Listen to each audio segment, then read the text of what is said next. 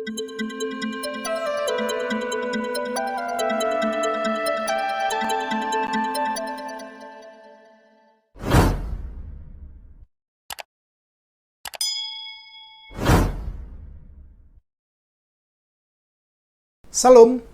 berjumpa lagi dengan saya Effendi Tobing dalam Boker Top Channel. Terima kasih untuk semua sahabat saudara yang setia menyaksikan tayangan-tayangan video saya. Semoga itu bisa menjadi berkat. Saudara yang terkasih dalam Tuhan Yesus Kristus, hari ini kita akan belajar satu bagian yang kita kenal dengan istilah atau etimologi.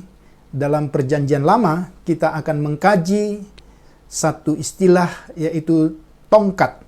Maka judul kita hari ini adalah apakah yang di tanganmu itu, sebagaimana yang tertulis dalam Keluaran pasal yang keempat ayat yang kedua.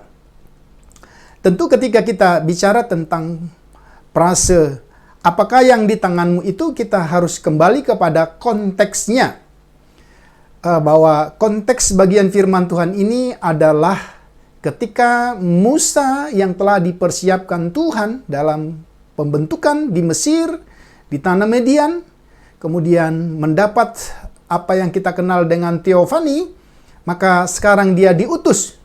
Nah, dalam proses pengutusan itulah, sebagaimana yang juga saya jelaskan dalam video saya sebelumnya, ada negosiasi atau alasan atau dalih yang diucapkan oleh Musa sebagai indikator dari ketidakpercayaannya atas pengutusan Musa.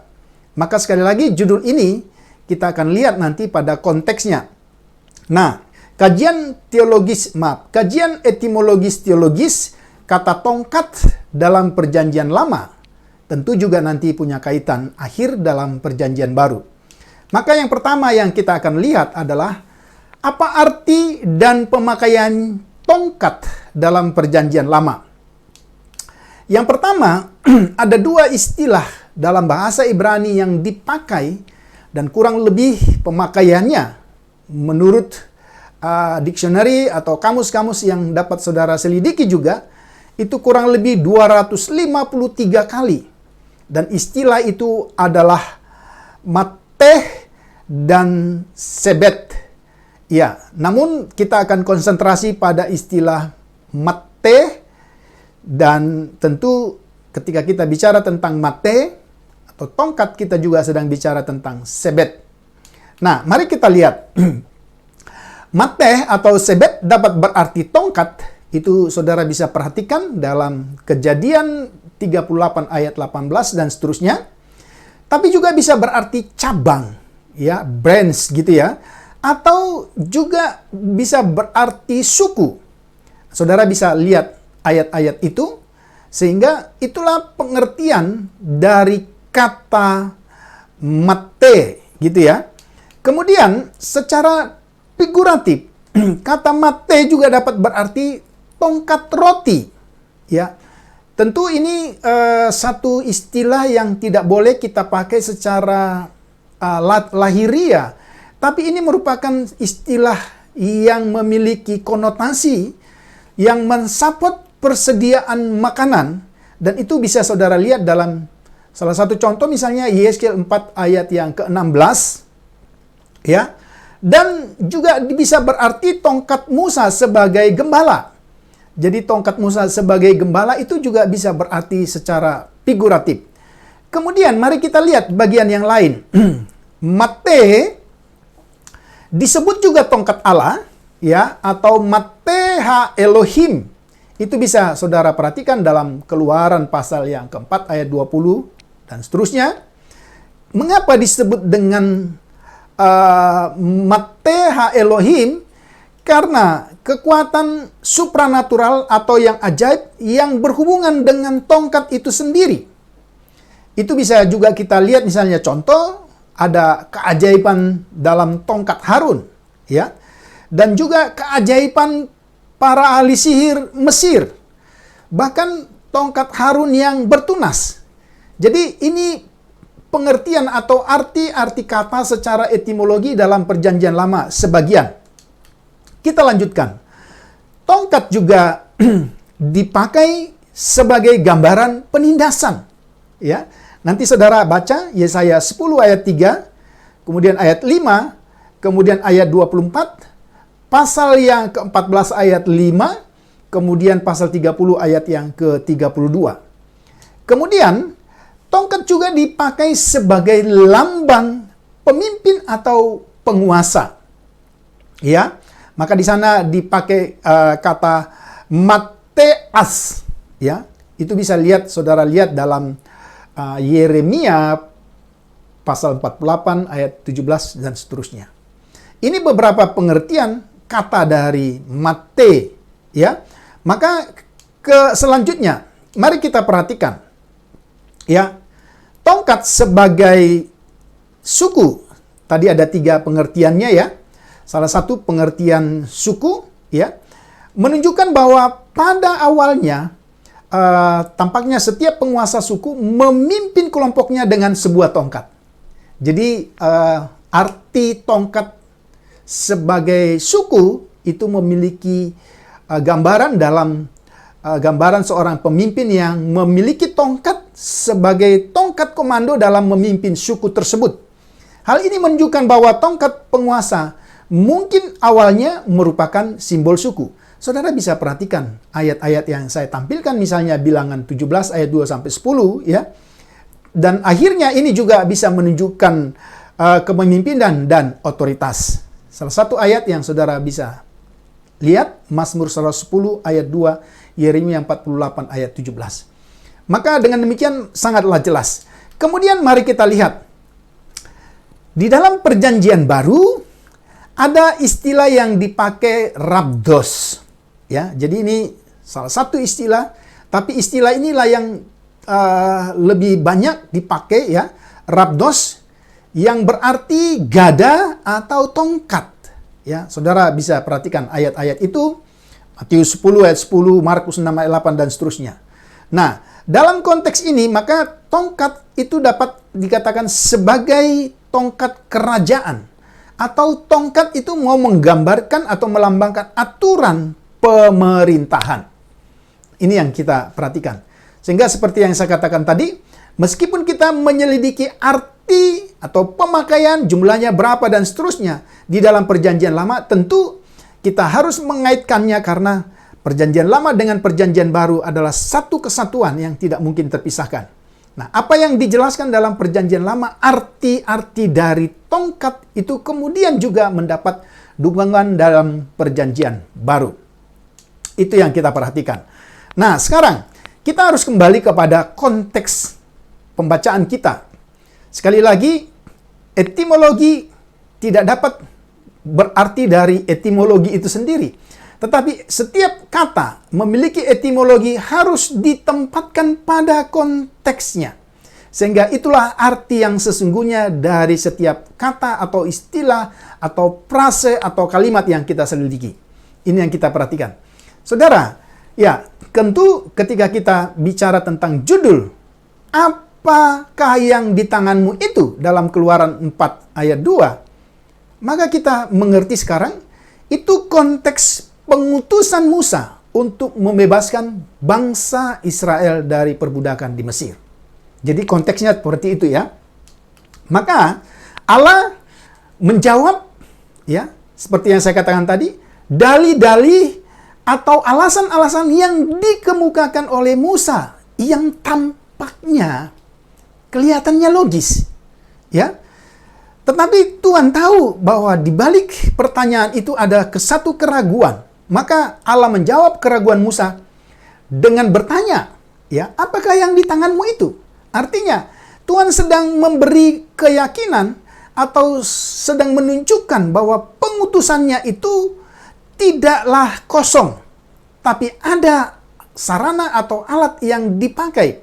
Itulah tongkat yang ada di tangan Musa. Itu yang kita lihat. Nah, kemudian dalam kisah pembebasan bangsa Israel dari perbudakan di Mesir, ya, Tuhan memberikan tongkat itu kekuatan supranatural. Ya, kekuatan Tuhan sendiri dimulai misalnya dalam pasal 4 ayat 4. Tapi juga dalam pasal 4 ayat 17, saudara silakan baca. Dan bahwa tongkat di tanganmu yang harus kamu pakai untuk membuat tanda-tanda mujizat. Jadi terjawablah sudah keraguan Musa, ya, dijawab dengan pertanyaan, apakah yang ada di tanganmu itu? Ini sebenarnya sebagai jawaban bahwa tongkat yang ada di tanganmu itulah sebagai bukti panggilan dan pengutusan Tuhan yang akan melakukan mujizat-mujizat melalui tongkat yang ada di tanganmu itu. Kira-kira seperti itu kalau kita mau bahasakan dengan sederhana. Tapi kemudian mari kita lanjutkan. Kalau kita lihat mujizat-mujizat yang dikerjakan oleh Musa melalui tongkat, wah, ada begitu banyak, saudara. Dan apa yang Tuhan tanya dan sebagai bukti pengutusannya di dalam perlengkapan kepada hamba Tuhan yang bernama Musa itu, maka kita lihat yang pertama. Ya, dengan tongkat itu Tuhan merubah tongkat itu menjadi ular. Pasal 7 ayat yang ke-9. Ya. Kemudian pasal 9 ayat 23 dan juga pasal 10 ayat 13, tongkat itu melakukan berbagai tanda-tanda mujizat. Wah, ini luar biasa, saudara. Kemudian yang ketiga, dalam 14 ayat 6, dengan tongkat Musa melakukan mujizat yang spektakuler. Dia membelah laut Tebrau. Dan akhirnya bangsa Israel yang keluar dari perbudakan di Mesir melewati laut itu, melewati jalan tol tanpa rintangan. Karena pekerjaan Tuhan melalui tongkat yang ada di tangan Musa. Kemudian, pasal 17 ayat 5. Tongkat itu juga mengeluarkan air di Masa dan di Meriba ketika bangsa Israel mengalami krisis air di padang gurun. Maka Tuhan katakan, ulurkan tongkatmu. Ini yang kita perhatikan. Kemudian yang terakhir, dengan tongkat itu, dengan tongkat Allah itu, Musa naik ke atas gunung bersama Harun dan Hur. Dia mengangkat tongkat itu, maka dikatakan menanglah bangsa Israel. Dengan demikian, saudara, maka sangat jelas. Kita tahu secara etimologi arti-arti kata tongkat dalam tiap konteksnya. Namun ketika kita kembalikan kepada konteks di mana kata tongkat itu muncul, khususnya dalam Keluaran pasal 4 ayat 2, maka sedemikian rupa banyak arti yang bisa kita lihat. Kemudian mari kita lanjutkan. Selain tongkat Musa, juga ada tongkat Harun. Saudara, ya. Jadi Harun juga ternyata memiliki tongkat yang melakukan mujizat-mujizat, misalnya melalui tulah pertama, pasal 7 ayat 19. Tulah kedua, pasal 8 ayat 5. Tulah ketiga, pasal 8 ayat 16 sampai dengan 17. Selain tongkat Musa, pada tulah ke-7 dan tulah ke-8. Saudara bisa perhatikan makna etimologis teologis dari kata tongkat di dalam perjanjian lama itu begitu luar biasa. Maka sekarang mari kita perhatikan keistimewaan tongkat Musa. Selain otoritas, perlindungan, dan identifikasi, tongkat itu tidak hanya menjadi tongkat Musa. Saudara perhatikan, karena kalau saudara perhatikan, tetapi juga tongkat Tuhan. Jadi tongkat yang di tangan Musa bukan hanya sekedar tongkat Musa, tapi juga tongkat Tuhan. Tongkat Tuhan berarti otoritas Tuhan, ya. Perlindungan Tuhan, identifikasi Tuhan sendiri. Maka tongkat itu juga disebut tongkat Allah dalam Keluaran 4 ayat yang ke-20.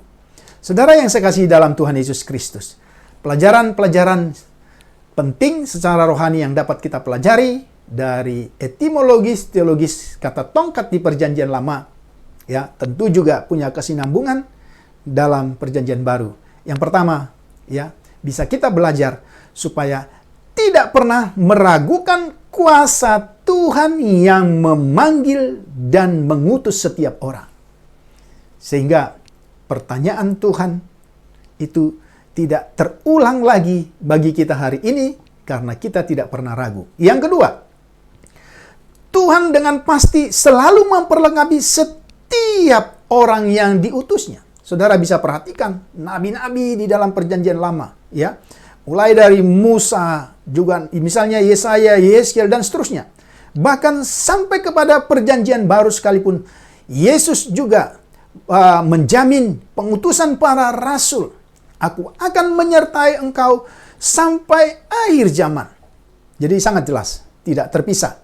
Kemudian, sebagaimana tongkat yang dipakai oleh Musa adalah otoritas Tuhan yang mengutus dia, maka saudara, setiap kita hari ini pun yang diutus oleh Tuhan memiliki otoritas yang sama. Itulah otoritas Tuhan sendiri. Dan yang terakhir, mari kita pergunakan dan kobarkan. Ya, mungkin kita tidak mendapat tongkat seperti Musa, tapi Perjanjian Baru berkata, setiap orang yang percaya, terlebih khusus orang yang dibentuk, diutus Tuhan, dia memiliki karunia untuk membangun kerajaan Allah, membangun tubuh Kristus di tengah-tengah dunia ini. Maka yang terakhir, pergunakan dan kobarkan setiap karunia yang adalah tongkat dalam konteks Perjanjian Baru yang Tuhan berikan bagimu. Biarlah kiranya uraian singkat tentang kajian etimologis teologis kata tongkat dalam Perjanjian Lama dapat menjadi berkat bagi kita semua. Salam.